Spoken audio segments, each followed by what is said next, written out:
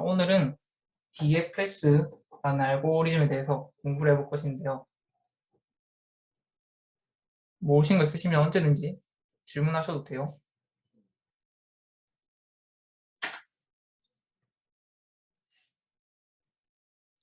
나는 DFS를 하기 전에 그래프 자료구조에 대해서 먼저 알아야 하는데 그래프에 대해서 먼저 짚고 가보겠습니다.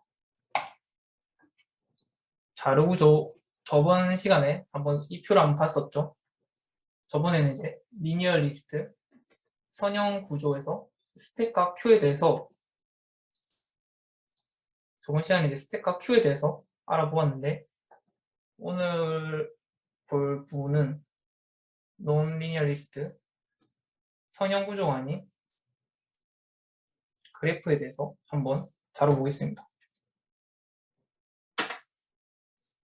그래프는 제가 이거 간단하게 정의를 해봤는데 정점과 정점들을 연결하는 간선들로 구성된 자료 구조라고 할 수 있습니다.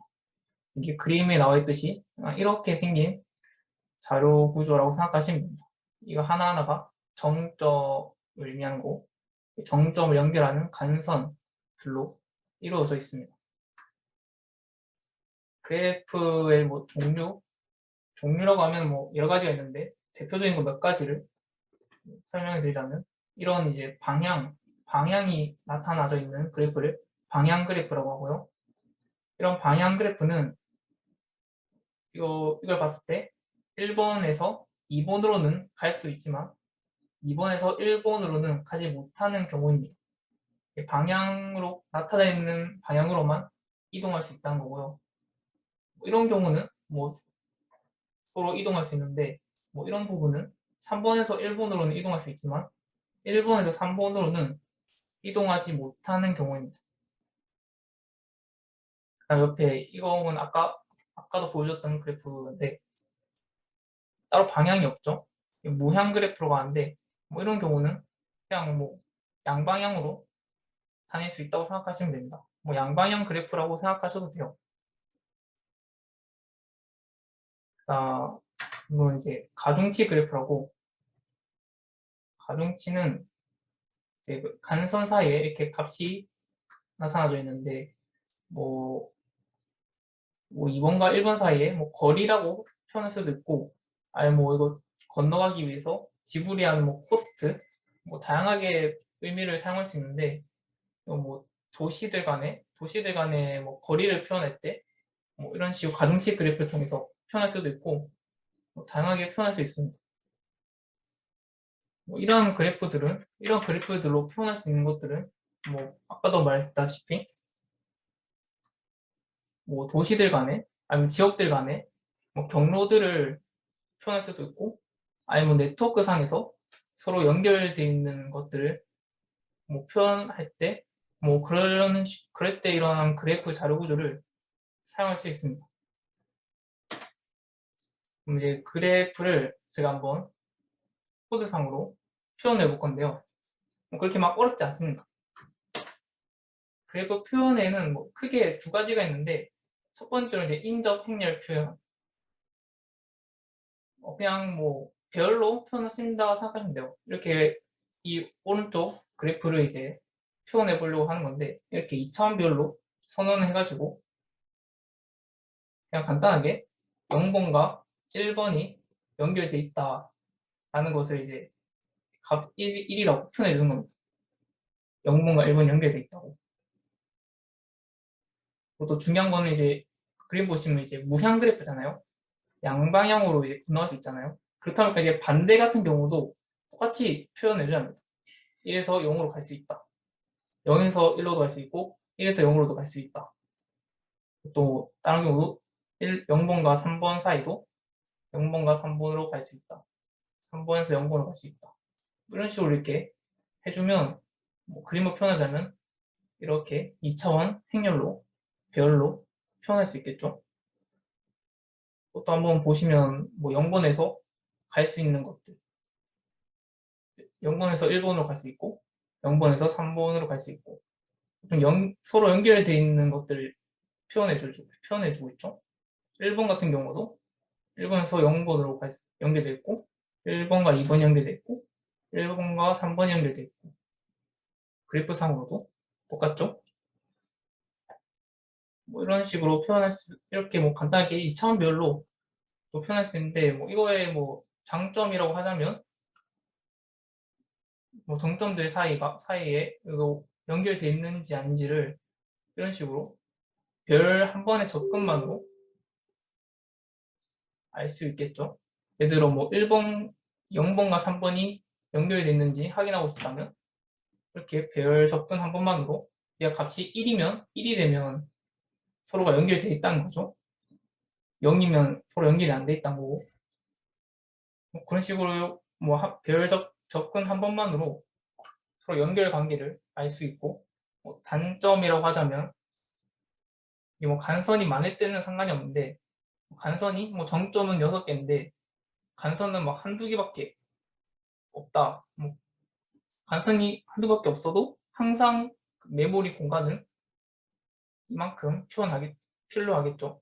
간선의 개수 상관없이 항상 이만큼의 공간이 필요하다.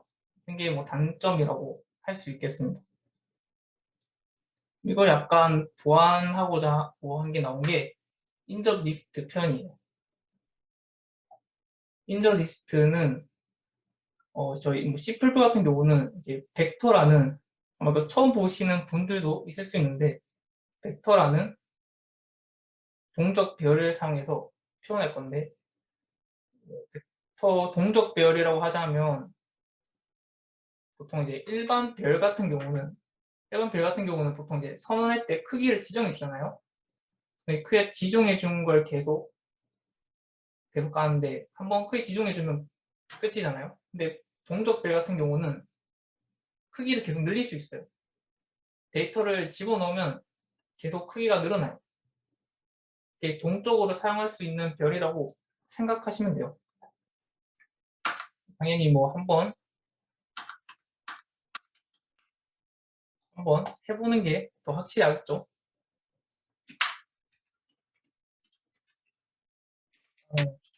최대한 C 문법을 기준으로 한번 사용을 해볼게요. 벡터라는 걸 하도 많이 쓰다 보니까 여러분들이 벡터를 이제 잘 사용할 줄 알아야 합니다.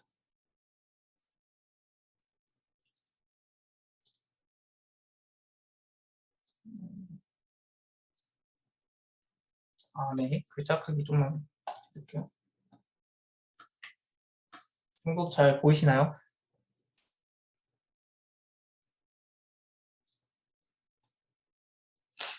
잘 보고 계시죠? 벡터를 사용해보자면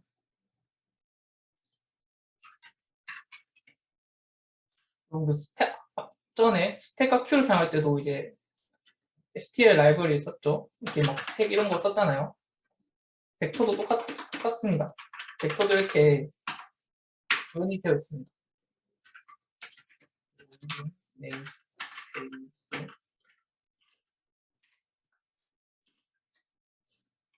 사용법은 이런 식으로 선언하시면 돼요. 그리고 std를 굳이 이거 뭐 안 쓰고 싶다면 안 써도 되긴 한데 이거 안 사용하면 대신 이렇게 선언해줘야 돼요. 사용할 때. 뭐 스택도 그렇고 큐도 그렇고 항상 이거 앞에 이걸 붙여줘야 돼요. 근데 항상 이거 붙여주기 귀찮잖아요. 그래서 이제 그냥 이걸 선언해 주는 거라고 생각하시면 됩니다. 이걸 선언해 주면 이걸 더 이상 안 붙여도 돼요. 이렇게 심플하게 벡터 쓰실 수 있어요. 그러면 이제 안에 이거는 대충 뭐 어떤 형태의 자료를 담을 것인지 인트형 데이터를 담을 거다. 그래서 좀 그런 의미고요. 벡터를 선언하면 그냥 뭐 1차원 별이라고 생각하시면 돼요. 값을 어떻게 넣냐면 이게 푸시백이라는 함수가 있는데 뭐 넣으면 이제 값이 5가 추가가 됩니다. 따로 그 별의 길이를 선언해주지 않았잖아요. 선언해주지 않아도 이렇게 계속 값을 계속 추가할 수 있어요.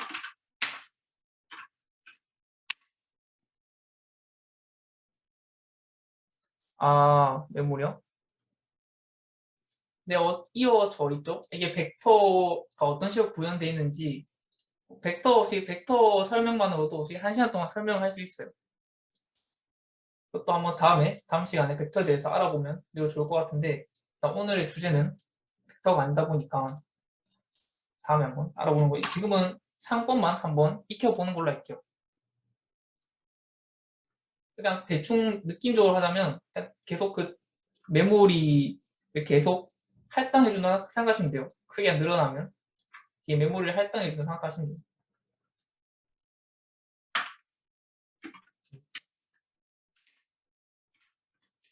이 값들을 추가하실 수 있습니다. 이렇게 하면 이제 실제로 1차원 비율처럼 이렇게 값이 이렇게 들어가 있겠죠. 한번 출력해 볼까요?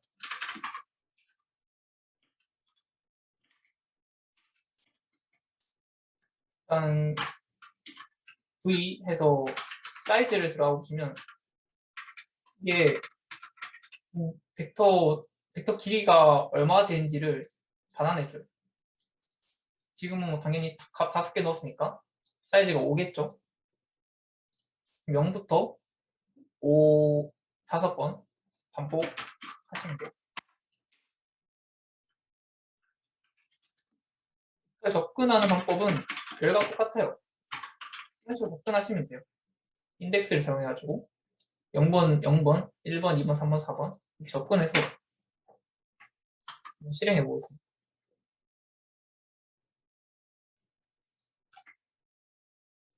보시면 뭐 이렇게 똑같이 나왔죠?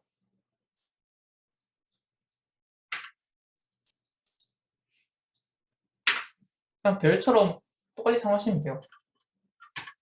또 들어보시면 뭐 이거 외에도 함수가 다양히 많은데 제가 한번 뭐 사용법 뭐 구글에 치셔도 뭐 C++, 벡터 사용법 이런 식으로 치시면 아마 저런 함수들 설명이 잘 나와 있을 거예요. 막 블로그나 카페나 몇 가지 뭐 자주 쓰이는 거 뭐 소개하자면 뭐 이런 푸시백 사이즈 또 꼭 끝에 값을 넣을 필요도 없어요.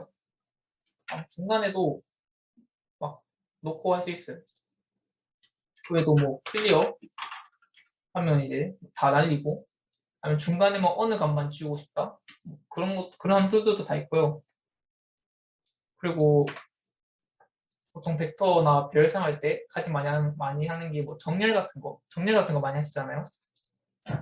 정렬도 이제 C 언어 같은 거 배우시다 보면 막 버블 정렬, 삽입 정렬 뭐 그런 거 배우실 텐데 이런 것도 보통 웬만한 것들은 자주 쓰이는 것들은 웬만하면 다 구현이 돼 있어요.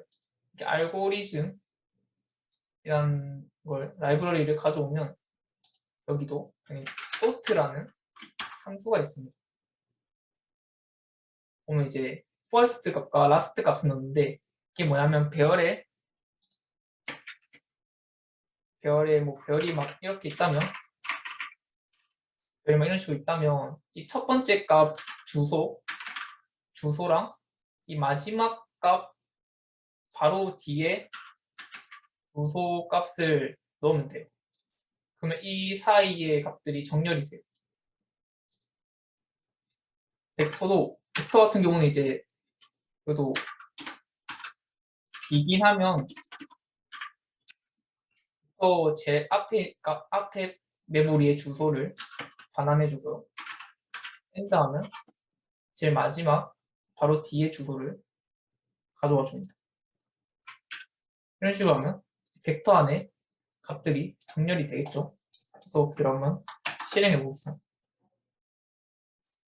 보시면 정렬이 되죠. 정렬이 되죠. 이런 소프트 같은 경우는 여기 안에 내부도 보시면 보통 뭐 퀵 정렬 뭐 그런 걸로 돼 있어가지고 매우 빠르게 동작을 해요. 정렬할 일이 많다 보니까 이런 거 알아두시면 좋을 것 같아서 여기 한번 라이브 코딩을 한번 해봤고요. 다시 본론으로 넘어가서 이거 그래프 표현한 거 한번 다시 볼게요. 보시면 이제 벡터, 아까처럼 벡터로 선언돼 있고, 벡터가 총 6개, 6별로 6개가 선언돼 있죠. 대충 이런 식으로 있고, 그럼 이제 딱 필요한 것만 0번에서 0번 같은 경우 이제 1번과 3번이 연결돼 있죠. 그러다 보니까 0번에 1번이 연결돼 있다고 이렇게 푸시백 해주는 겁니다. 이렇게 추가가 되겠죠. 또 0번에 벡터 0번에 3을 푸시백 해주면 3 이렇게 추가됩니다. 그럼 이게 의미하는 게 0번이랑 연결되어 있는 정점들이 1번과 3번이 있다. 이렇게 표현해 주는 거예요. 또 당연히 또 무향 그래프다 보니까 양방향으로 이동할 수 있죠. 당연히 이렇게 반대의 경우도 당연히 이렇게 해줘야 한다는 점. 이런 식으로 이렇게 쭉 입력하다 보면 최종적으로 이렇게 이런 형태의 그림을 표현하자면 이런 형태가 될 거예요. 해석해보자면 뭐 0번 정점에서 0번 정점에서 연결되어 있는 정점들이 1번과 3번이 있다. 1번에서 연결되는 정점들이 0번, 2번, 3번이 있다. 맞죠?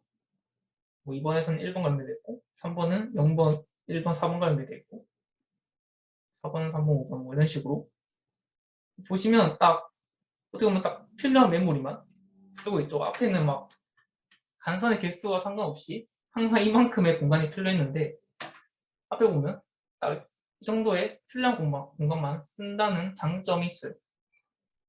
이것도 뭐 단점도 있긴 한데 뭐 단점을 말하자면 인접 리스트 표현 같은 경우는 예를 들어 뭐 1번과 3번이 서로 연결되어 있는지 확인하고 싶다 하면 뭐 한 번에 알지 못하고 이 1번 벡터에 들어가서 3번이 있는지 이렇게 차근차근 확인해 봐야 돼요.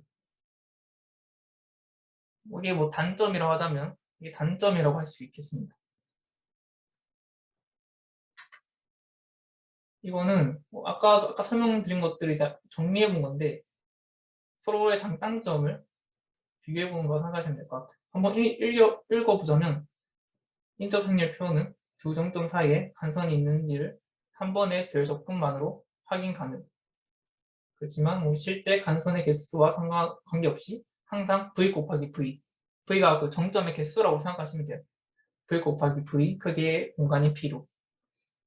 인접 리스트 표현은 두 정점 사이에 간선이 있는지를 확인하려면 해당 행을 처음부터 읽어가면서 일일이 확인해요. 그렇지만 실제 간선 수만큼만 공간 필요. 뭐 이 표현을 총 2가지를 한번 봤는데 뭐 혹시 뭐가 딱 정답이다 그런 건 없고요. 상황에 맞게 사용하시면 돼요. 근데 보통은 이게 인접 리스트를 사용하는 경우가 많아요. 가끔씩 인접 행렬 필요한 경우가 있어요. 그렇게 이것도 잘 알아두셔야 한다는 점. 일단 저희 밑에 DFS를 해볼 때는 아마 인접 리스트로 한번 해볼 거예요. 이런 그래프에는 그래프 탐색 알고리즘이 있는데 탐색 알고리즘이라고 하자면 그래프의 모든 정점들을 특정한 순서에 따라 방문하는 알고리즘이라고 생각하시면 돼요. 크게 2가지가 있는데 깊이 우선 탐색이랑 DFS, 너비 우선 탐색, DFS가 있는데 그림만 보셔도 대충 어떤 느낌인지는 뭔가 알 수 있어요. 뭐 깊이 우선 탐색 보시면 뭔가 이렇게 깊이 이렇게 깊이 들어간 느낌이고 너비 우선 탐색은 이렇게 약간 가로로 이렇게 탐색하는 거라고 생각하시면 돼요. 원래 2개 다 다루려고 했지만 시간 관계상 일단 DFS는 다음 시간에 할 것 같고요. 이번 시간에는 DFS를 DFS 중점으로 한번 확실하게 공부해 보도록 하겠습니다.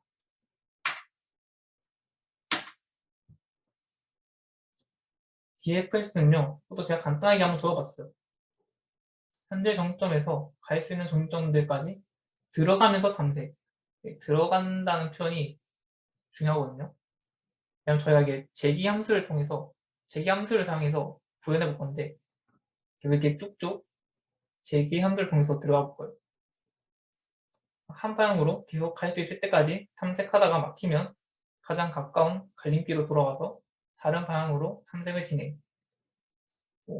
그냥 말 그대로 이렇게 길이 보이는 대로 무조건 앞으로 가는 거예요. 길이 보이는 대로 무조건 가다가 더 이상 갈 곳이 없다 하면 다시 왔던 길 돌아오고, 그래서 길이 보이면 무조건 갔다가 길이 보이지 않으면 다시 돌아오고 가고. 이게 이렇게만 보면 잘 모실 수 있는데 이 동작 과정을 한번 차근차근 한번 봅시다. 이러한 그래프 데이터를 주어진다고 했을 때 DFS 탐색을 한번 해볼게요. 저는 아까 인접 행렬, 아까 맨 처음 보여준 그래프고 인접 리스트로 표현한 건데 그냥 좀 제가 보기 편하게 이렇게 일일이 제가 다 적어놨어요. 벡터들을. 그러면 아까 같은 경우는 이제 1번이 앞에 있었고 3번이 뒤에 있었는데 굳이 순서 상관없어요. 이 안에서는. 굳이 오름차순으로 정렬되어 있을 필요는 없습니다. 그냥 0번과 연결되어 있는 정점들만 들어가 있으면 되기 때문에 자 이렇게 한번 섞어봤고요. 밑에 이거 같은 경우는 비지티드 배열을 또 만들어줘가지고 이 정점들이 방문했는지 안 했는지를 그냥 체크하는 용도로 0번을 방문했다 안 했다 그냥 체크하는 용도로만 사용한다 생각하시면 돼요. 그럼 이제 0번부터 DFS 탐색을 해볼게요. 0번, 이제 0번부터 시작할 거니까 0번이 방문 체크를 해주죠. 1이라고 방문했다고 표시를 해주는 겁니다. 그 다음 이제 0번에서 갈 수 있는 곳이 어디 있는지 이 그래프 데이터를 통해서 봐야겠죠. 0번에서 갈 수 있는 게 일단 3번이 있네요. 3번을 보니까 아직 방문을 안 했어요. 방문 안 했다는 거는 이제 가도 된다는 거죠. 그럼 이제 3번으로 가보겠습니다. 3번으로 가서는 이제 방문했으니까 방문 체크를 해주고 이제 3번에서 어디로 갈 수 있는지 또 확인해 보는 거죠. 3번 벡터 3번에 가보면 0번을 보면 이미 방문했어요. 이미 했으니까 굳이 방문하러 갈 필요가 없다는 거죠. 그 다음 4번을 보니까 아직 방문을 안 했어요. 아직 방문을 아직 안 가봤죠. 그러니까 이제 4번으로 바로 그냥 길이 보이자마자 그냥 바로 가는 겁니다. 4번으로 가볼게요. 4번으로 가서는 4번으로 가니까 이제 3번을 보니까 이미 방문했죠. 그 다음 5번을 보니까 아직 방문 안 했어요. 그럼 다시 또 5번으로 들어가는 겁니다. 5번으로 가서는 보니까 이제 4번은 이제 방문을 했고 더 이상 없죠? 갈 곳이 없을 때는 다시 왔던 길을 돌아오는 겁니다. 돌아오고 4번도 보니까 5번까지 봤었고 D도 없죠? 더 이상 갈 곳이 없으니까 돌아오는 겁니다. 돌아오고 다시 또 3번으로 가보니까 아까 4번까지 봤었는데 그 다음 1번을 보니까 1번은 이제 아직 방문을 안 했죠? 그럼 다시 1번으로 들어가고 1번 방문 체크해주고 1번에서도 이제 0번 보니까 방문했고 2번 보니까 아직 방문 안 했으니까 2번으로 들어가고 2번 방문 체크해주고 2번을 보니까 1번 방문했고 더 이상 갈 곳이 없죠. 어떻게 보면 이제 방문 다 했죠. 그럼 이제 더 이상 방문할 곳이 없으니까 돌아오고 그래서 또 방문할 곳이 없으니까 돌아오고 또 돌아오고 하면 이제 전체적인 DFS 탐색이 종료가 됩니다. 그럼 이 방문 순서를 한번 적어본 거고요. 1번, 0번, 3번, 4번, 5번 다시 돌아와서 1번, 2번 이런 식으로 이제 탐색을 했네요. 지금 이렇게 제가 말한 걸 그대로 코드로 적으시면 돼요. 한번 이제 구현을 한번 해볼 건데 별로 어렵지 않아요. 왜냐면 제기함수를 사용해서 하다 보니까 그렇게 어렵지 않아요. 한번 제가 한번 구현해 봅시다.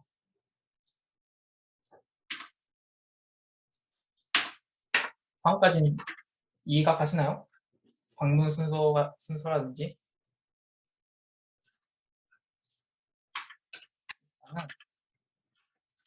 그래프를 만들어 볼게요. 일단은 이 그래프 가지고 해볼게요. 일단 제가 그래프 이미지를 일단 들고 왔거든요.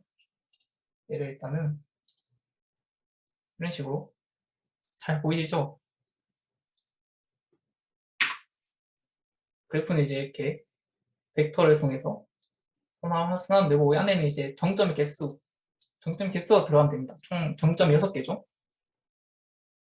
6개 6 넣어주시고 그래프 입력은 나중에 그래프 입력 받는 것도 할 줄 알아야 하니까 그래프 입력 한번 받아볼게요.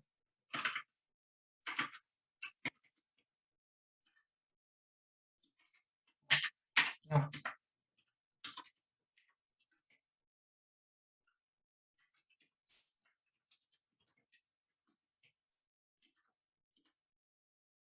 최대한 C 문법 기준으로 할게요. M은 이제 공간의 개수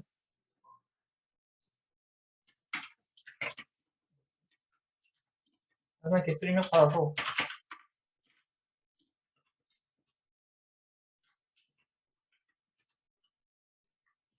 공간의 개수를 이제 AB를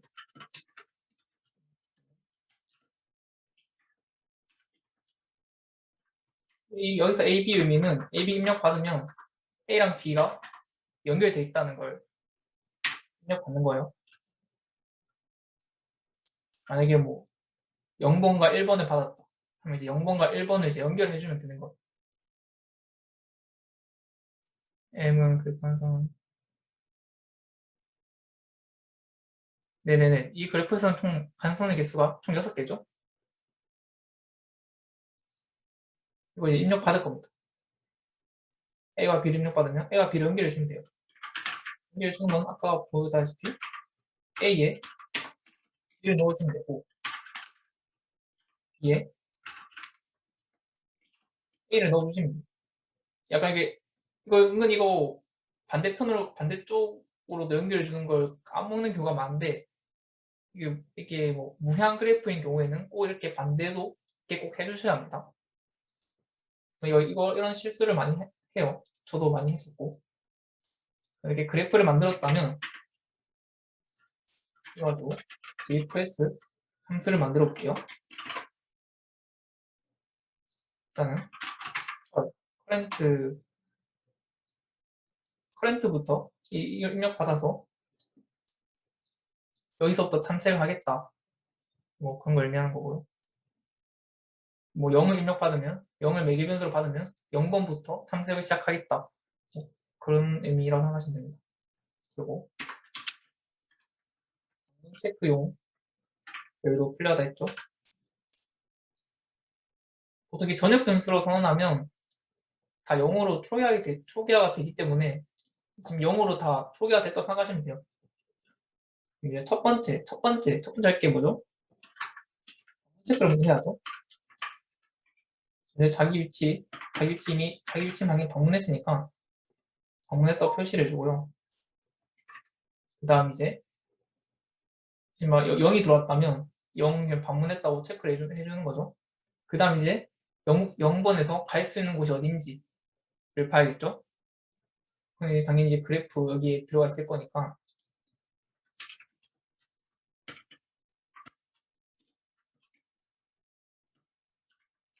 그래프 컬의 사이즈만큼 방문을 도와줄 거고요. 지금 여기 안에 지금 내가 갈 수 있는 곳들이 저장되어 있으니까 이 개수만큼 방문을 돌면서 탐색을 보는 거예요. 다음 갈 방향을 네스트라고 하겠습니다. 그래서 이동지 이게 다음으로 갈 정점이고, 이 넥스트가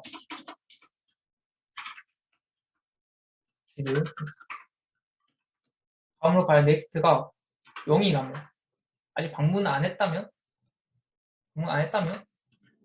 바로 들어가는 겁니다. 제기함수. 제기함수가 익숙하지 않으시다면 이게 잘 이해가 안 되실 수도 있는데, 말 그대로 그냥 이렇게 넥스트를 넘겨가지고 또 이렇게 또 들어오는 겁니다. 다음으로 갈 방향을 이렇게 들어오면 또 거의 방문 체크해 줄 거고, 또 거기서 또 갈 수 있는 곳을 또 이렇게 또 찾아보겠죠. 그러다 또 갈 수 있는 곳도 찾으면 또 DFS 통해서 또 제기로 또 들어가는 겁니다. 이런 식으로 계속 반복한다 생각하시면 돼요. 뭐 반복문을 돌았는데 뭐 더 이상 갈 곳이 없다. BCTD가 0인 곳이 없다. 하면 이제 그냥 종료가 되겠죠.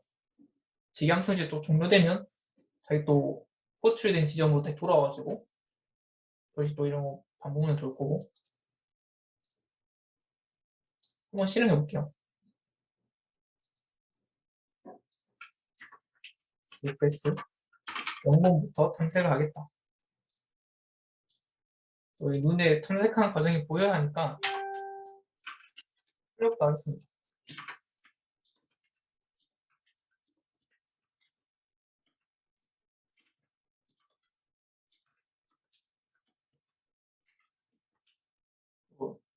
DFS 돌 때마다 자기 지금 몇 번째 정점을 방문했는지 해주도록 하겠습니다.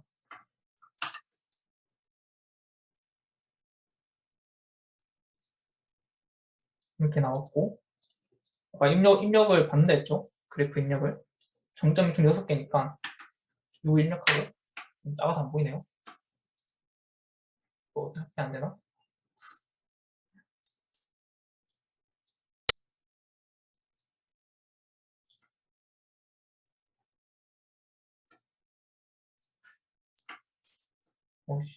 되나? 그래프를 보면서 입력해 보도록 하겠습니다. 0번이랑 1번 연결돼 있고, 또 0번이랑 3번이 연결돼 있고, 3번이랑 4번 연결돼 있고, 4번이랑 5번 연결돼 있고, 또 1번이랑 3번이 연결돼 있고, 1번이랑 2번이 연결돼 있네요. 총 6개의 간선을 입력했습니다. 그리고 이제 엔터 누르면 방문 순서 뜰 건데, 이렇게 뜨죠? 0번, 그 다음 이제 1번으로 갔고, 이거는 뭐 1번, 3번 같은 경우는 그냥 먼저 보이는 거 먼저 가기 때문에 상관없습니다. 0번에서 1번으로 갔고, 1번에서 3번으로 갔네요. 2번으로 안 가고 일단 그냥 눈에 보이는 대로 가는 겁니다. 3번으로 가고, 3번에서 4번으로 가고, 4번에서 5번으로 가고, 다시 돌아와서는 이렇게 돌아와서는 2번으로 갔네요. 방문 과정이 이해가 가시나요? 방문 순서가? 이건 약간 뭐 간선 입력 순서에 따라 약간 달라질 수 있어요.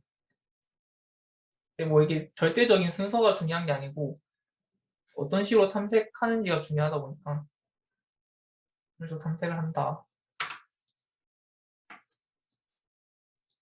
DFS 해봤자 뭐 코드 그렇게 막 복잡하지도 않고요. 이런 식으로 탐색하신다 생각하는데 그럼 이제 아까 코드 그대로고요. 이제 DFS 어떻게 하는지 알아봤으니까 문제들을 이제 제가 지금 100준에 올려놨어요. 문제들 이제 풀어볼 건데 제가 뭐 한 시간 되는 대로 한 2개 정도는 푸는 걸 한번 보여드릴게요. 푸는 게 또 보여야 또 좋으니까. 중에 들어가 보시면 이렇게 제가 이렇게 연습 셋을 만들어 놨습니다.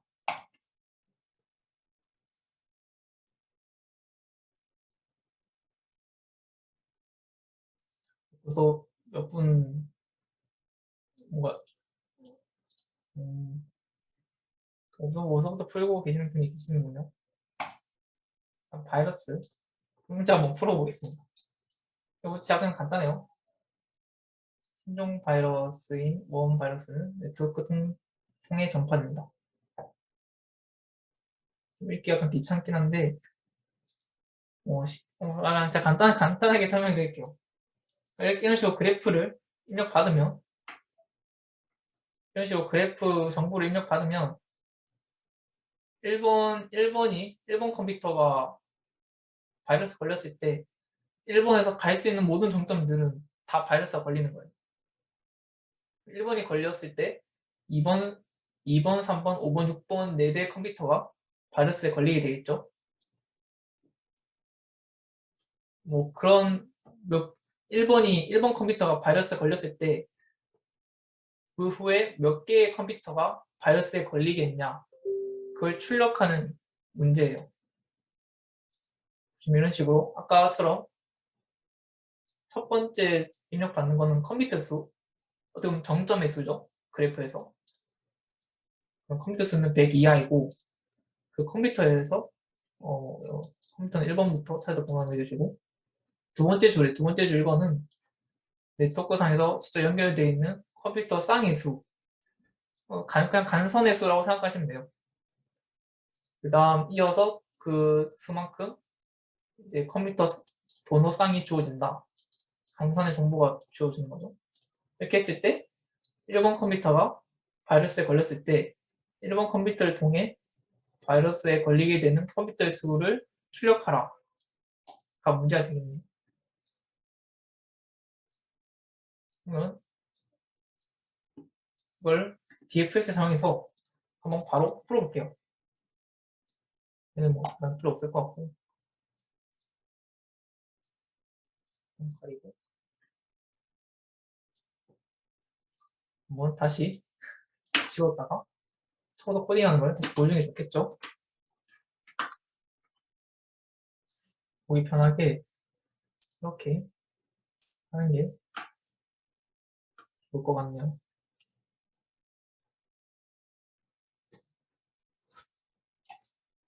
그럼 이제 첫 번째 문제 푸는 과정을 한번 보여드릴게요. 첫 번째는 이제 컴퓨터 수를 입력받죠. 컴퓨터 수를 n이라고 할게요.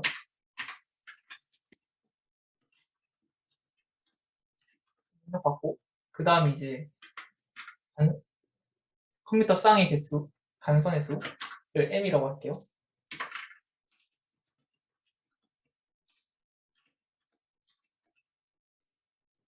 하고 간선의 수만큼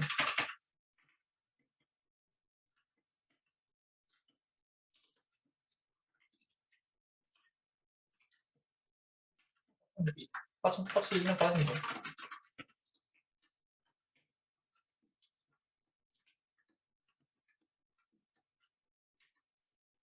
그래프를 안 만들어졌죠?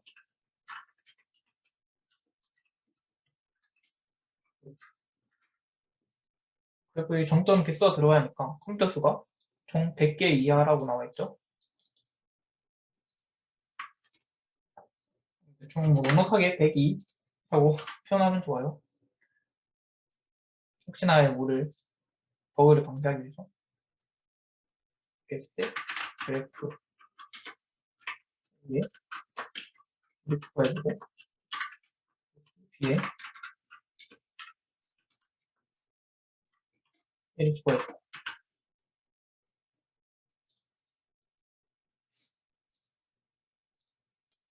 이렇게 그래프를 입력을 받았으면 이제 뭐 1번에 걸렸을 때 1번 통해서 갈 수 있는 컴퓨터 수를 출력하면 되겠죠. 이 함수를 만들겠습니다.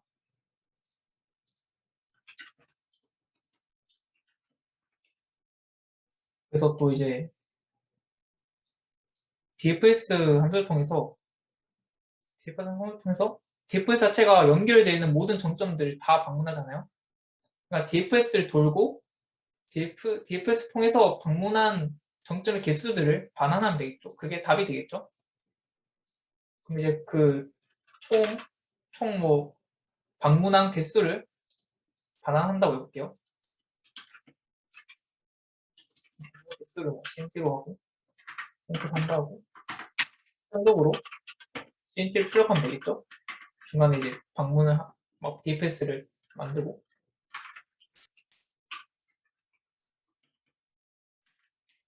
체크해주고 똑같아요.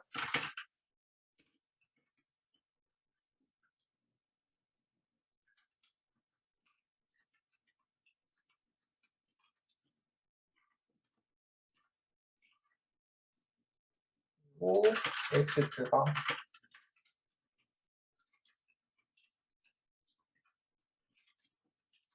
방문해 보시 PC를 안 만들었구나.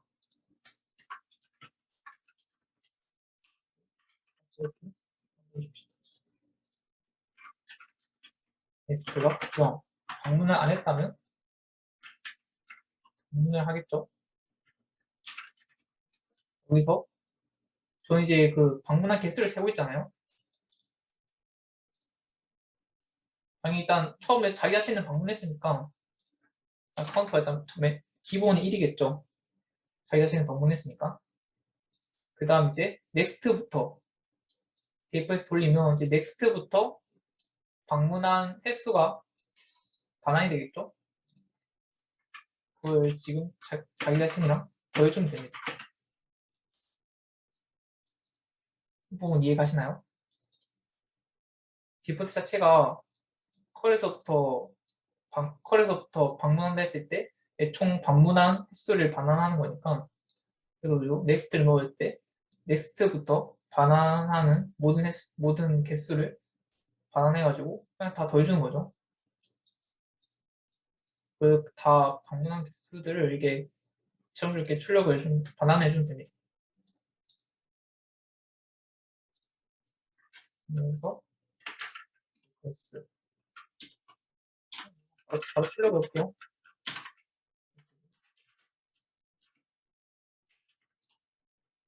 1번부터 무조건 출력이 1번 컴퓨터가 걸렸을 때니까 1번부터 탐색을 해주면 되죠.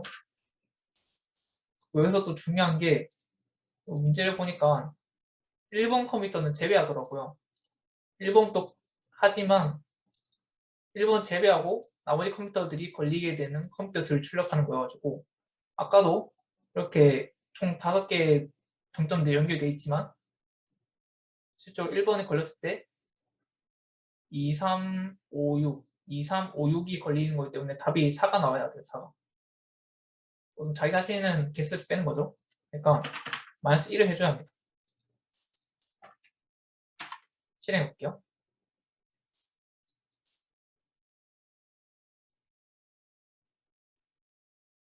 네네네.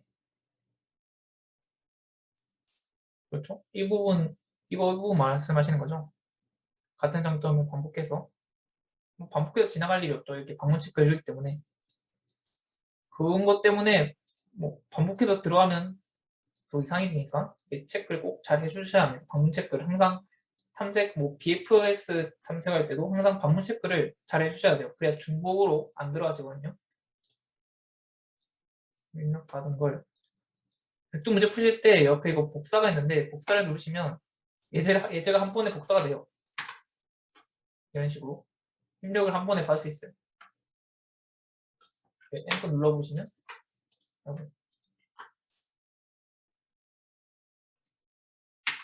됐다. 4가 나왔죠? 4가 출력됐죠?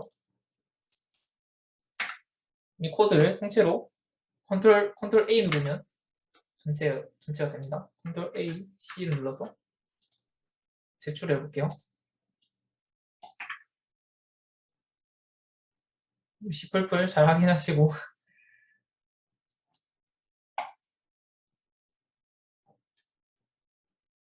하시면 이제 맞았다 뜨죠?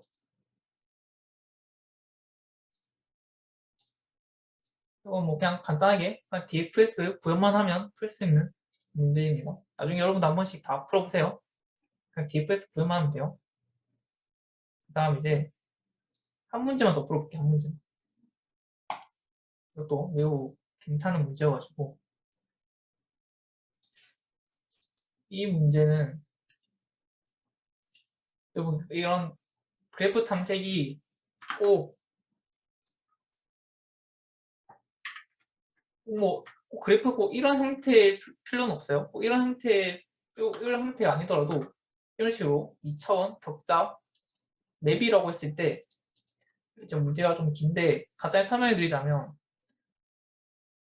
미농 배추 농사를 짓고 있는데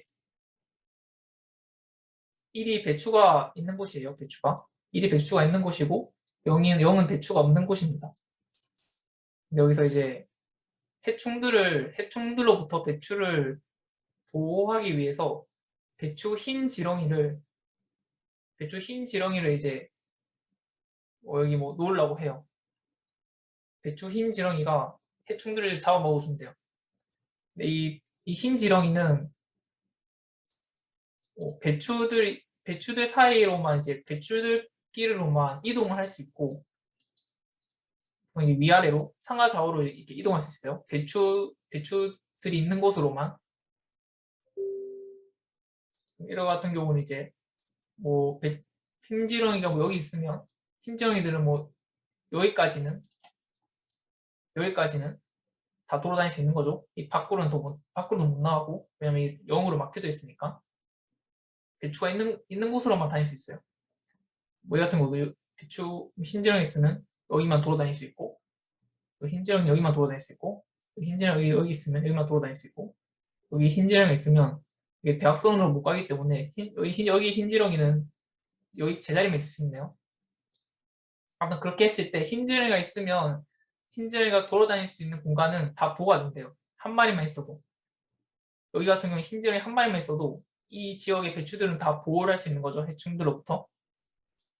그렇게 했을 때 이 정보를 입력받았을 때 흰지렁이가 몇 개가 필요하겠느냐 그런 문제입니다. 필요한 배추 흰지렁이 마리수를 출력한다. 이 위 같은 경우는 이제 흰지렁이가 몇 개가 필요하냐면 여기 하나 필요하고 2개, 3개, 4개, 5개, 총 5개 흰지렁이가 최소 5마리 흰지렁이가 필요하겠죠. 어떻게 보면 이제 서로 연결되어 있는 묶음이 몇 묶음인지 찾는 문제라고 할 수 있어요. 이런 묶음 같은 경우는 이걸 한번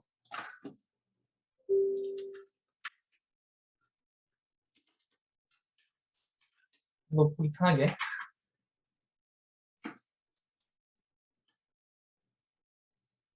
이거 편하게 갖고 와볼게요. 아까처럼 뭔가 그런 그래프 형태는 아니지만 이것도 그래프라고 생각할 수가 있어요. 이것도 그래프라고 보시면 이걸 하나의 정점이라고 생각하시고 이걸 하나의 정점이라고 생각하면 이거 어떻게 다 지렁이가 상하 좌우로 이동할 수 있다 보니까 이렇게 간선들이 있다고 생각하시면 돼요. 이렇게 상하 좌우로 이동할 수 있다고. 이렇게 보면 이것도 어떤 하나의 그래프인 거죠. 칸 하나하나가 정점이고 상하 좌우로 연결 붙어 있는 곳은 이렇게 이동할 수 있으니까 이게 간선이 이렇게 있다고 생각하시면 돼요. 특히 이런 곳에서도 그래프 탐색 알고리즘을 사용할 수 있어요. 그러면 이제 한번 이런 형태의 그래프에서 한번 DFS를 돌려볼게요. 입력은 이 같은 경우에 테스트 케이스 개수를 입력받네요. 테스트 케이스는 총 두 번 테스트, 뭐 2를 입력받으면 이런 경우를 2번 테스트하겠다. 한 번, 2번 테스트하겠다. 뭐 그런 의미고요. 각각 테스트 케이스에서 첫 번째 줄에는 배추밭의 가로 길이, 세로 길이, 가로 길이, 세로 길이죠. 입력받고 그리고 배추가 심어져 있는 위치, 개수를 입력받고 그 다음 줄부터 해서는 배추의 위치, 좌표를 XY로 받네요. 이런 식으로 배추 가로 길이, 세로 길이, 배추의 개수를 입력받아서 17개의 좌표들을 이렇게 입력받습니다. 이렇게 봤을 때 필요한 최소의 흰지렁이 마리수. 이때는 5마리 필요하다. 아마 이 예제가 아마 이 그림일 거예요. 5마리 필요하다. 그 외에 또 다른 두 번째 케이스 입력받으면 1마리가 필요하다. 그럼 한번 짜보겠습니다.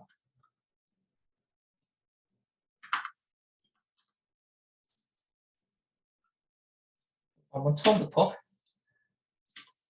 계속 코드 짜는 걸 익숙해지기 시작하기 때문에 한번 짜보겠습니다. 처음에는 테스트 케이스니까 또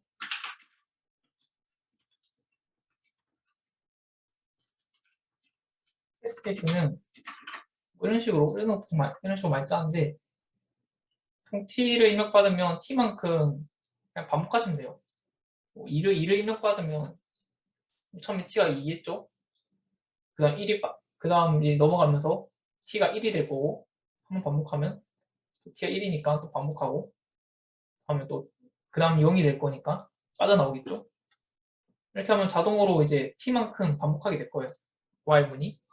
이 안에서 이제 아까 하던 코드들을 입력하면 돼요.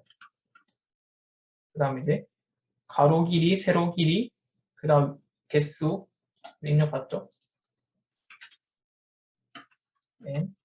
n, 여기 개수.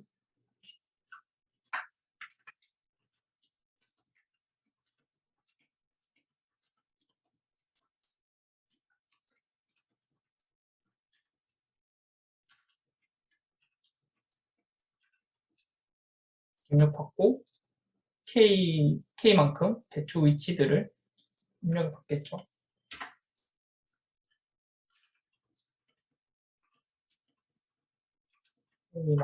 K만큼 좌표 X, Y를 입력받겠죠.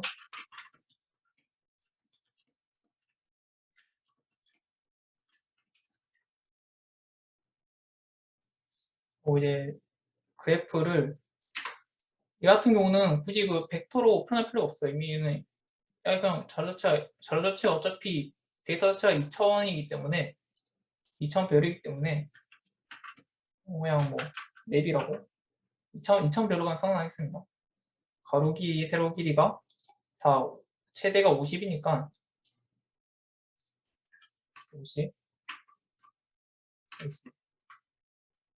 이것도 넉넉하게 50 하셔도 되는데 이렇게 해가지고 그러니까 그래서 한 가지 탐색할 때 이러한 2차원 별에서 탐색할 때 한 가지의 뭐 꿀팁, 꿀팁이라고 할까? 한 가지 알려드리자면 뭐 이 정점에서 탐색 시작한다 했을 때 갈등구의 상하좌우가 있잖아요. 이걸로 갈 텐데 이 좌표가 0,0이겠죠? x, y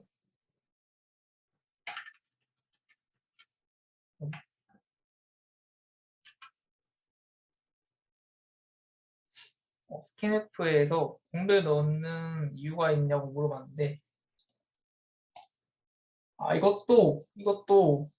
이것도 중요한 팁인 거죠. 어떤 거냐면 이게 입력받을 때 앞에 공백을 무시하겠다라는 의미거든요. 이게 보통 정수만 입력받을 때는 상관이 없는데 그렇지만 문제 풀다 보면 이제 막 문자를 받을 때도 있잖아요. 문자를 받을 때가 있는데 가끔씩 이렇게 정수를 입력받고 제가 뭐 엔터를 치잖아요. 엔터를 치고 문자를 받아야 하는 건데 엔터를 치는 순간 여기에 엔터를 입력받아 버려요. 엔터든 아니면 공백을 스페이스를 친 상태에서 엔터를 치거나 네네네 앞에 띄워주면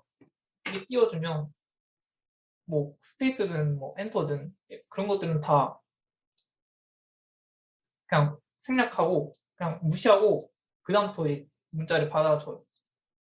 약간 이런 C 언어로 스캔F 사용하실 때는 앞에 공백 띄워주는 걸 약간 습관처럼 하시는 게 좋아요. 혹시나 모를 그런 버그를 발생 안 하기 위해서. 네, 안 좋습니다. 과제하실 때도, C 언어로 과제하실 때도 꼭 저렇게 앞에 띄워주시면 좋아요. 특히 문자리나 문자 받을 때. 다시 본론으로 돌아와서 우리가 별로 2,000별로 봤을 때 아이고 좀 적기가 힘드네.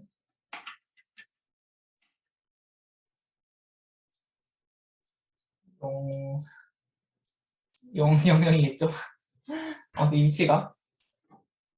그래서 만약에 밑으로 가고 싶다. 밑으로 가고 싶다면 y 값을 1 증가하면 1로 가겠죠. 그래서 중요한 거는 다음 갈 수 있는 곳 찾을 때 0이면 못 가는 곳이잖아요.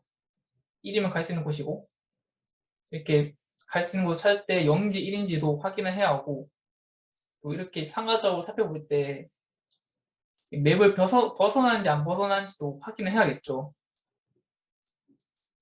이 다음 값이 0인지 1인지도 확인해야 하고 그 다음에 범위를 벗어나는지도 확인을 해야 한다는 게 약간 뭐 if문 뭐 여러 개 쓰면 되긴 한데 이걸 좀 더 간단하게 할 수 있는 팁이 있어요.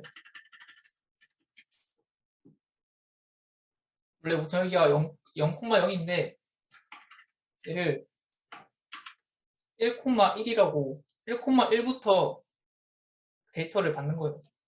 그럼 이제 이만큼의 공간이 남겠죠? 아무튼 이렇게 공간이 남겠죠? 그럼 여기는 이제 여기들은 이제 다 0으로 채우면 그냥 벽을 세워둔다 생각하시면 돼요. 많긴 한데 여기 벽을 다 0으로 둘러싸면 굳이 여기서 맵 밖으로 나가는지 안 나가는지를 if는 따로 할 필요 없고 그냥 0인지 1인지만 살피면 돼요. 1일 경우는 갈 수 있는 곳이고 0이면 다 못 가는 곳이죠. 다 0으로 그냥 벽으로 둘러싸면 굳이 맵 범위 값을 벗어나는지 안 벗어나는지를 굳이 확인해 줄 필요 없다. 이러면 좀 더 약간 좀 더 쉽게 할 수 있어요. 그러다 보니까 이제 우리가 보통 0,0에서부터 값을 받는데 여기도 보면 이제 막 0,0을 넣잖아요. 얘를 전부 다 이제 일씩 더해가지고 다 한 칸씩 이렇게 미루는 거예요. 미루는 거. 이게 한 칸씩 미뤄가지고 값을 받아두는 거예요. 이런 식으로 x, y를 받을 때 맵이라는 거에 제가 이렇게 2라는 여유를 주는 것도 그 이유라고 생각하시면 돼요.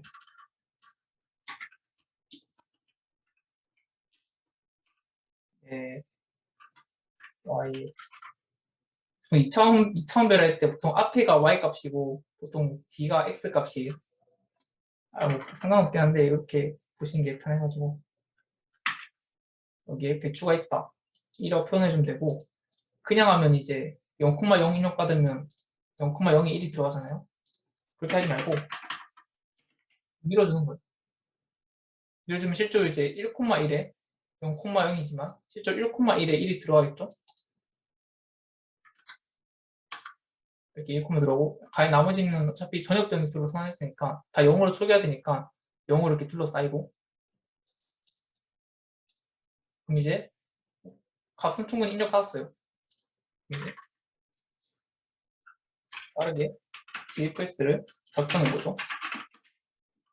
여기서는 이제 정점 번호가 따로 없고 하니까 YX를 좌표를 입력받을게요.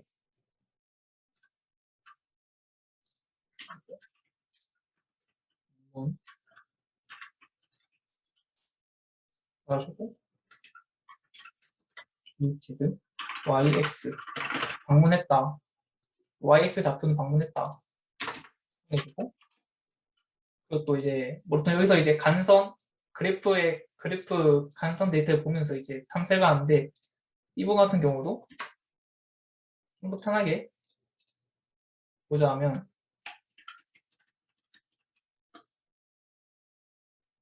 뭐 이 지점 봤을 때 이 지점 봤을 때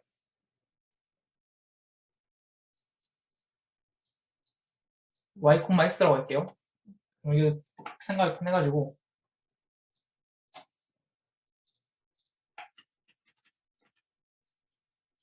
y, x라고 할 때 여기서 위로 가고 싶다. 위로 가고 싶으면 y에서 1을 빼면 위로 가시겠죠? 좌표상으로 봤을 때. 그래서 y에서 여기서 밑으로 가고 싶다면 y에 1을 더해주면 밑으로 가시겠죠? 그래서 오른쪽 가고 싶다. 오른쪽 가고 싶을 때는 x에 1을 더해주면 오른쪽 갈 거고 왼쪽으로 가고 싶다면 x에 1을 빼면 제가 좀 글씨가 마우스 쓰다 보니까 별로 글씨가 안 좋은데 x에 1을 빼면 왼쪽으로 가겠죠? 이걸 이용해가지고 방향을 이렇게 xy가 변하는 값들을 미리 배열로 저장해 둡니다. 델타 y, 델타 x라고 생각하시면 돼요. 위로 가고 싶을 때는 y에 마이너스 1을 해주겠죠? x는 그대로 두고 그 다음 밑으로 가고 싶을 때는 y에 1을 더해주면 되겠죠? x는 그대로 두고 그 다음 오른쪽으로 가고 싶을 때는 y는 그대로 두고 x에 1을 더해주면 되겠죠? 왼쪽으로 가고 싶을 때는 y는 그대로 두고 x는 1을 빼주면 되겠죠? 이게 위로 갈 때, 아래로 갈 때, 오른쪽으로 갈 때, 왼쪽으로 갈 때의 x, y에 변하는 걸 이렇게 해주시면 탐색할 때 편합니다. 이런 식으로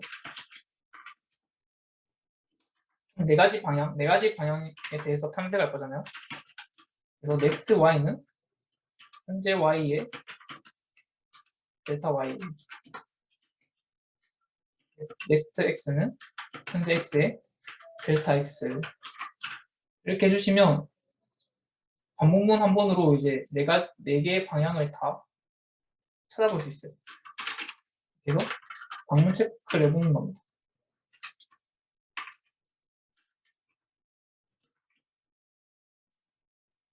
next yx 좌표가 0이라면 아직 방문을 안 했다면 fs로 그럼 되겠죠? 기본적인 틀은 똑같습니다. 그리고 이제 xy 좌표로 이렇게 한다는 것만 다른 거지. 이것도 중요하고요. 이렇게 하면 이제 뭐 이거 뭐 1,1에서 탐색 시작한다 했을 때 여기서 갈 수 있는 모든 지점들은 다 방문을 하겠죠. 그때 방문한 것들은 어떻게 보면 하나의 묶음이 되는 거죠. 그리고 보통 이제 만약에 이걸 안 해줬을 때는 추가적으로 맞다. 방문 체크도 해주고 정 체크도 해주고 이게 0인지 답이 0인지 1인지도 봐줘야 돼요. 정 체크도 해주고 맵에서 제가 까먹고 있었네요.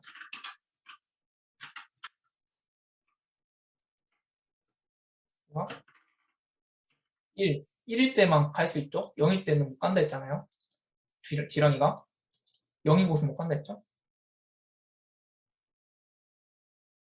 이걸 좀 뭐 이런 식으로 엔드를 써가지고 이렇게 한 번 묶을 수도 있어요. 좀 더 읽기 편하게 하려면 이거 앞에 있는 게 더 편할 수도 있고 이게 좀 더 가독성이 좋을 것 같기도 하고 보면 이제 넥스트 다음 갈 곳이 1이면서 갈 수 있는 곳이면서 방문 안 한 곳이면 탐색을 시작하겠다. 만약에 아까는 이게 플러스 1로 해가지고 주변을 0으로 둘러쌌는데 만약에 이렇게 안 해주면 추가적으로 또 if문을 써줘야 돼요. 얘가 값을 벗어나는지 안 벗어나는지 범위를. 그래서 sy가 0보다 작거나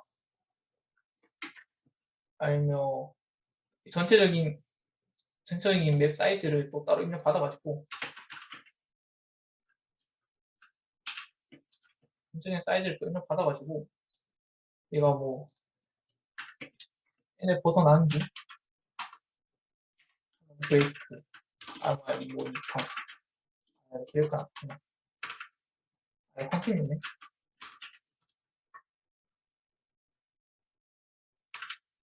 이런 식으로 해줘야 돼요. 값을 벗어나는지 안 벗어나는지 벗어나는지 안 벗어나는지.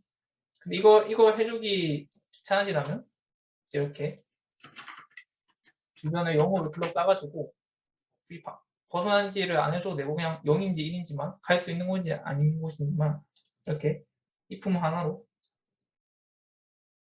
표현할 수 있습니다.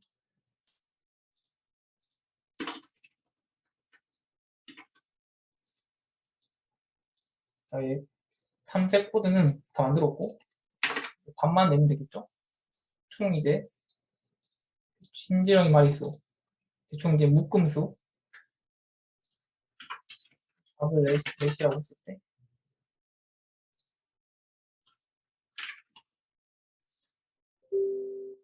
뭐 전체적으로 이제 몇 묶음 있는지는 뭐 이런 식으로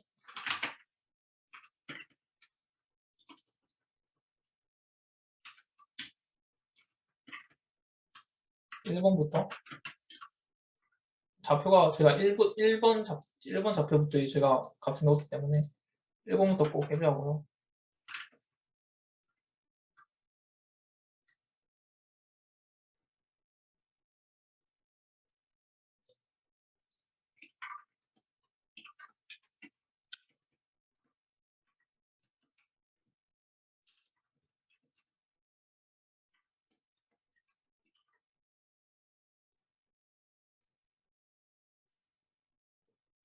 안에서는 좀 바뀌게 됐구나. 바뀌게 됐네요.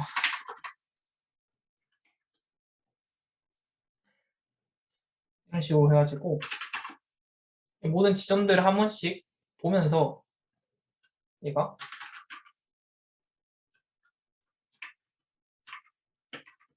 갈 수 있는 얘가 갈 수 있는 곳이면서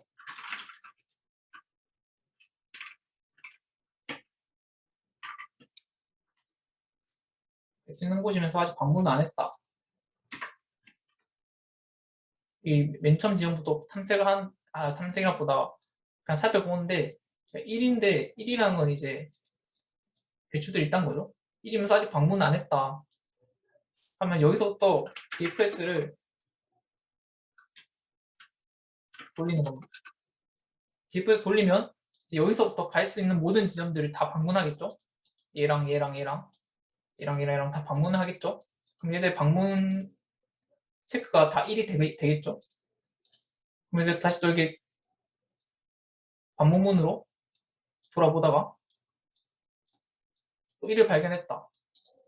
1을 발견했는데 아직 방문 안 한 곳이다. 그러면 또 새로운 지점을 발견한 거죠. 여기서부터 또 DFS 탐색이 시작한 겁니다. 여기서부터 갈 수 있는 모든 지점들을 또 방문 체크를 해주겠죠. 이런 식으로 해가지고 새로운 지점을 만날 때마다 우리가 얻으려는 값에 1을 더해주면 됩니다. 전체적으로 이걸 다 해줬을 때 저희가 구하려는 값이 나오겠죠? 이렇게 렛이 1 증가할 거고 1 증가할 거고 1 증가할 거고 증가할 거고 총 5가 나오겠죠? 이거 입력 받았을 때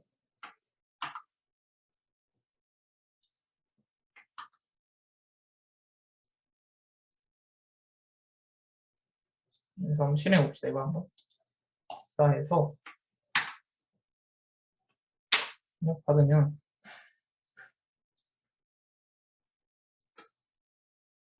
보시면 이제 입력 받는데 입력 받았을 때 오라는 값이 출력했죠.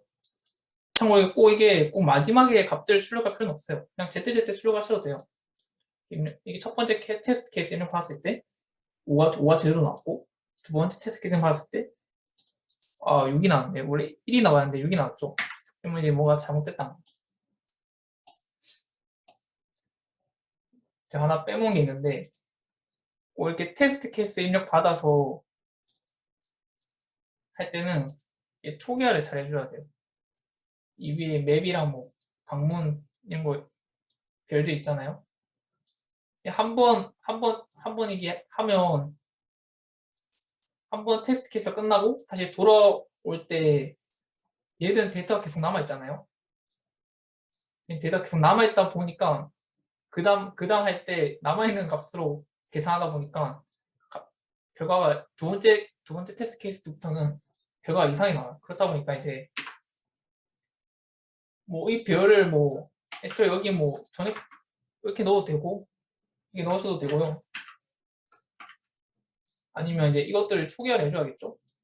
얘들은 어차피 값들이 안 변하는 애들이고 얘들은 값이 변하는 애들인데 한번 테스트 끝낼 때마다 초기화를 해줘야겠죠. 초기화하는 거에 대해서 빨리 더 좋은 함수를 알려드리자면 string.h 헤더 파일 안에 nemset이라는 함수가 있는데 그냥 뭐 배열 이런 걸 초기화해주는 함수라고 생각하시면 돼요. 어떻게 쓰냐면 이렇게 맵이라는 배열을 0으로 초기화를 하겠다. 사이즈는 이만큼 맵 배열 크기만큼 0으로 다 초기화를 하겠다. 디테일도 똑같이 0으로 초기화하고 사이즈는 디테일 사이즈만큼 초기화를 하겠다. 사이즈 오브는 네네네네 또 설명해 드릴 건데 사이즈 오브는 뭐 시언어 불문상 봤을 텐데 사이즈 값을 반환해 주고요. 그러니까 다 0으로 다 초기화 됩니다. 0으로 다 초기화 되는데 주의할 시점이 있어요. 이 memset이라는 함수는 1바이트 단위로 초기화가 돼요. 이게 뭔 말이냐면 처음 들으면 이해가 안 될 텐데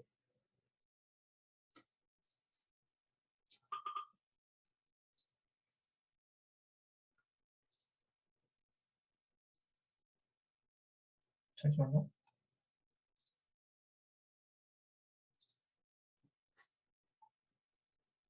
아무튼 다시 설명드리자면 보통 이 인트형이 보통 이제 4바이트잖아요. 4바이트. 인트형을 생각했을 때 이제 4바이트잖아요.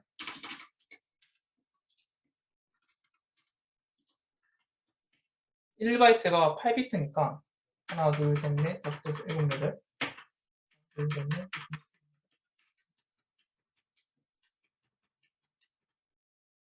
이렇게 아마 7조 이렇게 돼 있겠죠?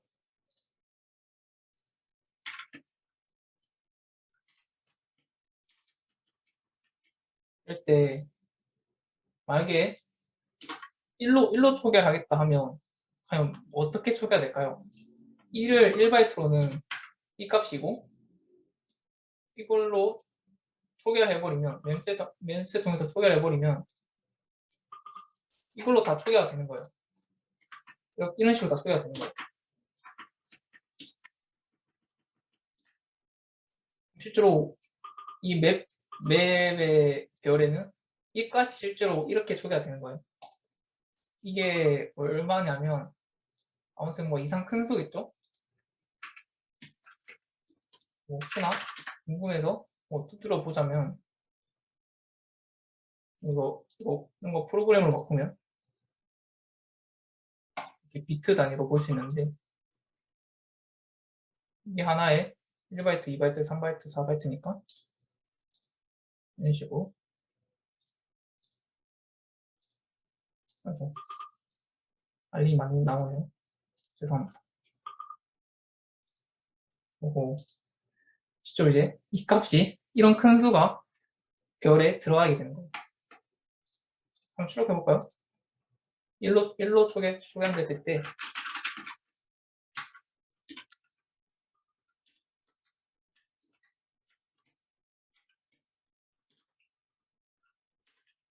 아무거나 맵에 뭐 아무 값이나 출력해볼게요.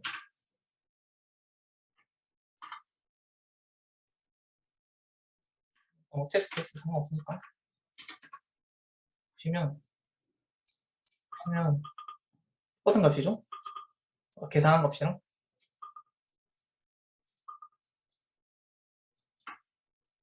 아무튼 이게 1바이트 단위로 초기화하다 보니까 1을 넣는다 해서 다 1로 초기화되는 게 아니라 이런 식으로 초기화 돼요. 근데 뭐 0으로 초기할 때는 어차피 다 0으로 똑같기 때문에 0으로 초기화되는 건 같아가지고 0으로 초기하고 싶을 때는 뭐 이런 식으로 초기하시면 돼요. 이게 그냥 반복문으로 초기하는 것보다 이렇게 바이트 단위로 초기하다 보니까 이게 훨씬 더 빠르게 초기화가 되거든요. 0으로 초기할 때는 뭐 이렇게 하시면 된다. 이렇게 1로 초기하고 싶을 때는 뭐 1로 초기하고 싶을 때는 그냥 뭐 이렇게 반복문을 고르셔도 되고요. 뭐 이게 맵 크기가 52죠. 이렇게 하셔도 되고 또 이게 또 뭐 필이라는 함수가 있나? 얘도 함수가 이렇게 또 있어요. 얘도 이제 별의 첫 번째 주소값이랑 뭐끝 주소값이랑 밸류값을 받아가지고 얘는 안에 그냥 반복문으로 구현되어 있거든요. 반복문을 하는 것 같아요. 뭐 이렇게 하셔도 되고 이거 한번 따라 보시면 아마 또 소개하는 건데 안에 구현은 반복문으로 되어 있어요. 아무튼 뭐 그냥 영어로 할 때는 이렇게 하면 훨씬 빠르게 초기할 수 있기 때문에 이런 거 알아두시면 좋습니다. 이 상태로 초기한 상태로 초기를 처리한 상태로 한번 입력해 볼게요. 음,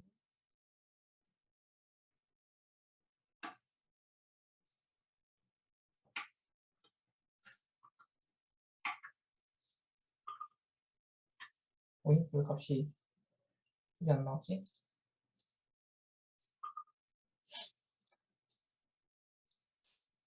왜 버그는 자주 발생하기 때문에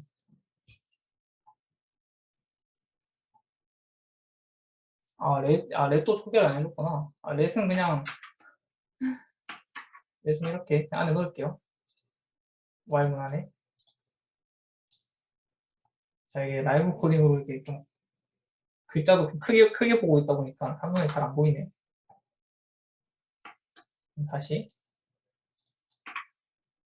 한번.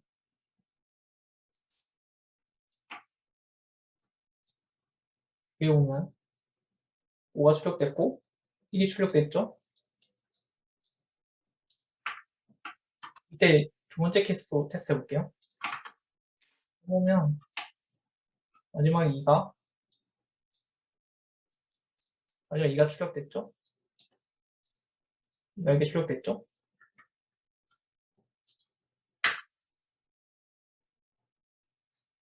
이걸 제출해 보겠습니다.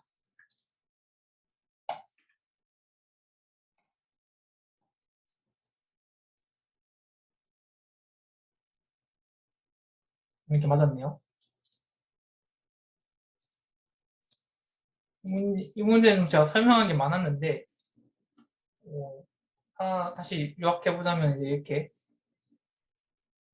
인식을 통해서 방향들을 미리 이렇게 저장해놔가지고 이렇게 간단하게 상하 좌우를 탐색할 수 있다는 거였고 이렇게 입력 받을 때 1씩 밀어가지고 2차원 별을 가해를 0으로 둘러싸가지고 벽으로 둘러싸가지고 굳이 이렇게 뭐 범위 밖을 나가는 걸 따로 이렇게 체크해 줄 필요 없다.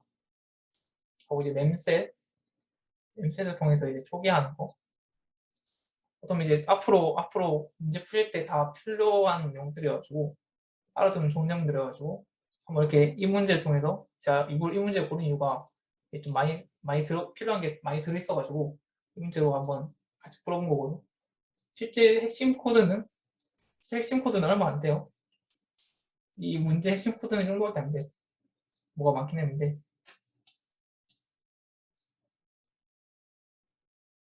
나머지 문제들도 이건 보시면 안 돼. 제가 알려드린 방법으로 다 풀 수 있어요. 그럼 다 비슷한 문제들이어가지고 오늘 문제는 여기까지 안 풀었고 나머지 꼭 다 풀어보세요. 진짜 다 제가 알려드린 거 그대로 하시면 되기 때문에 제가 오늘 코드들은 혹시나 이 코드들 다시 보고 싶을 수도 있으니까 자 이거는 카톡방에 링크를 걸어 두겠습니다. 혹시나 참고하시면 될 것 같고요. 그럼 이제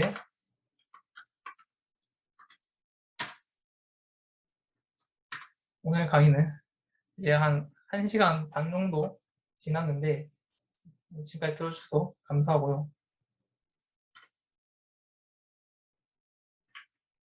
다음 강의는 이제 BFS 대해서 공부를 해볼 것 같습니다.